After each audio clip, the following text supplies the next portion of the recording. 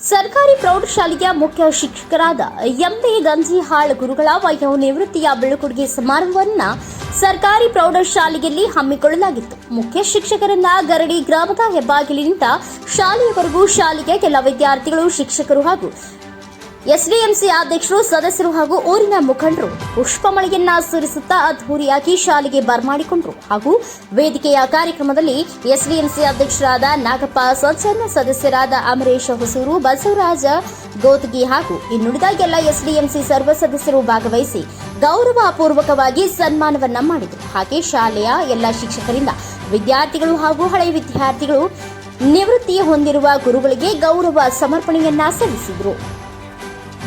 ಕಲಿಸಿದವರು ಗುರುವೇ, ಆದರೆ ಗುರು ದೇವೋಭವ ಅಂತಕ್ಕಂಥ ಮಾತು ನಮ್ಮಲ್ಲಿದೆ. ಗುರುವಿನ ಗುಲಾಮನಾಗುವ ತನಕ ದೊರೆಯದಲ್ಲ ಮುಕ್ತಿ ನಮ್ಮ ಬದುಕು. ಇಂಥ ಒಂದು ನಂಬಿಕೆಯ ತರಹದಿಯಲ್ಲಿ ಸಾಗುತ್ತಿದೆ. ಈ ಎಲ್ಲ ಮಾತುಗಳು ಪ್ರತಿಯೊಬ್ಬರ ಬಾಳಿನಲ್ಲಿ ಗುರುಗಳ ಸ್ಥಾನ ಎಂಥದು.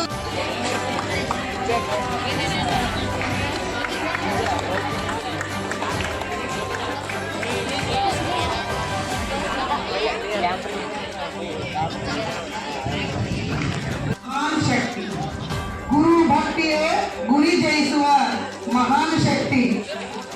ಗುರು ಎಂದರೆ ಅದ್ಭುತವಾಗಿರ್ತಕ್ಕಂತಹ ಶಕ್ತಿ. ಗುರು ಎಂದರೆ ಜ್ಞಾನದ ಬೆಳಕು.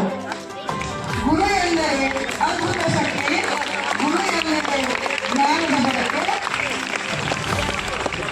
ಗುರು ಎಂದರೆ ಅರಿವಿನ ಆಗರ.